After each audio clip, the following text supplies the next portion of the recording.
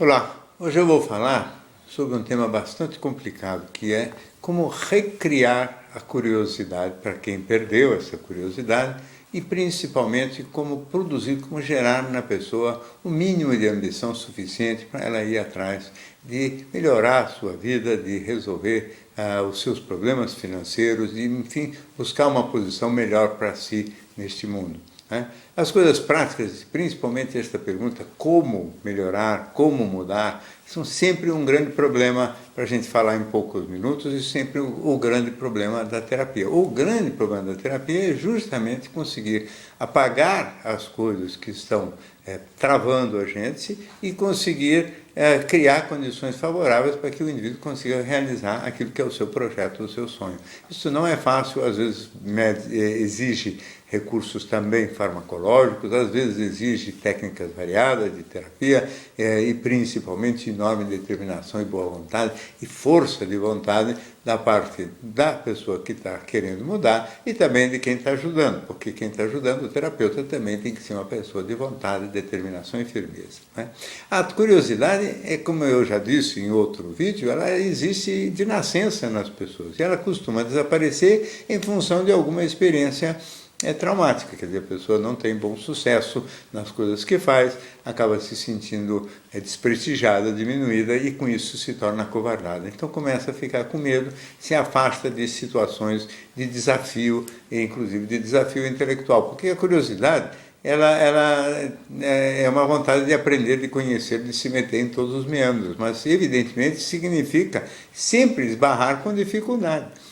Eu acho que o maior exemplo disso seria alguma coisa que pode acontecer com quem está realmente operando até num computador. Quer dizer, uma pessoa de repente vê o computador dar um pau, acontece lá uma coisa esquisita que o indivíduo não sabe resolver e trava tudo, então é preciso paciência, é quase como se fosse um problema de matemática. O indivíduo tem que ficar lutando, brigando contra aquela dificuldade e ver se consegue encontrar uma solução para aquilo. Então, esse desafio é um atiçar da curiosidade. Toda curiosidade, ela nasce, ou todo questionamento que aparece no nosso psiquismo, nasce primeiro de uma pergunta que a gente não sabe responder, então a gente vai atrás da resposta. Essa luta para responder aquele dilema que é a luta que faz a gente aprender e se enriquecer. A mesma coisa quando a gente assiste um filme, a gente não entende muito bem o filme, então conversa com alguém que viu também e o que ela achou, o que ela entendeu do filme que a gente não entendeu, quer dizer, a gente vai avançando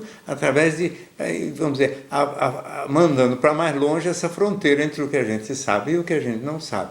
Essa inquietação e essa vontade de enfrentar esse desafio, em geral, é travada pelo medo, porque é o medo de fracasso, o medo de não conseguir, o medo de se passar vergonha perante outras pessoas. Então, o maior inimigo do ser humano nas mudanças, o maior inimigo mesmo é sempre o medo.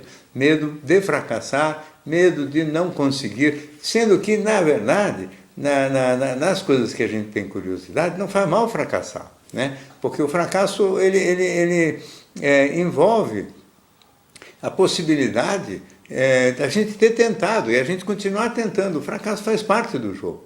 Mas isso pode começar com coisas pequenas e simples. Quebra um abajur na casa, o indivíduo nunca mexeu com eletricidade, não entende nada como funciona. Tira da tomada, tenta ver como é que são os fios, aprende a ver como é que funciona o abajur, tenta consertar sozinho, coloca. Porque quando, em geral, o indivíduo tem um bom resultado e aquele abajur finalmente acende de novo, a pessoa pode ter uma alegria enorme de ter descoberto alguma coisa sozinho. Essa curiosidade, ela nasce e ela vai se reforçando por experiências positivas, assim como ela se travou por experiências negativas. Então, experiências positivas não são obrigatoriamente de sucesso, mas de desafios que a gente aceita, vamos dizer assim, peitar. E quando a gente peita desafios, a gente cresce, a gente vai para frente. O mecanismo da ambição não é muito diferente disso. Quer dizer, o indivíduo vai ter que se ver diante de alguns desafios novos. O indivíduo tem um emprego, está acomodado naquele emprego, mas ele quer avançar. No fundo, ele não está contente com aquele emprego, ele está só acomodado numa zona que não é nem de conforto, mas numa zona de desconforto. Ele tem que ir atrás de buscar vamos dizer assim, desafios, outra vez parecido com o da curiosidade, quer dizer, ele vai ter que se expor ao risco de fracasso, não é?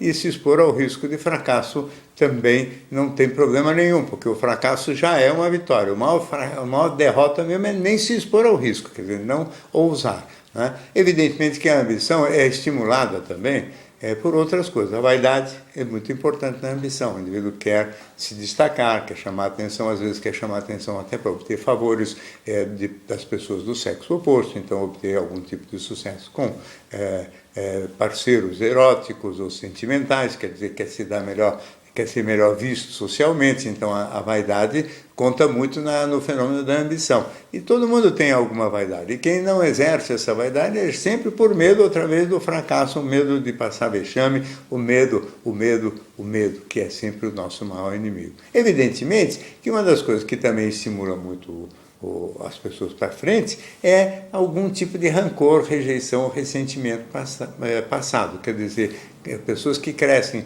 rejeitados, frustradas e que não se deixaram abater demais por essas rejeições, elas crescem com a sede, vamos dizer assim, de vingança. Não é? A agressividade, a raiva, o ressentimento é um motor positivo também para a gente fazer coisas. Não é? O Freud mesmo dizia que na vida é sempre bom ter também um bom inimigo, porque o inimigo faz a gente acordar cedo de manhã, mesmo quando a gente está morrendo de preguiça. Quer dizer, a vontade de se sobrepor a um adversário pode ser mais forte do que a preguiça e isso ajudar também a gente a ir para frente. Então, vencer o medo, aceitar a presença da vaidade e conviver com ela de uma maneira construtiva, e se a gente tem alguma mágoa, ressentimento, transformá-la não em raiva das outras pessoas, mas em energia positiva para o crescimento da gente. Essas seriam algumas das ideias que a gente pode ter para superar as falta de motivação, de ambição e o medo de enfrentar situações novas que acaba inibindo toda a curiosidade da gente. Bem, essa é mais uma participação aqui no canal do YouTube. Se você gosta, inscreva-se, acompanhe as novas manifestações e até a próxima.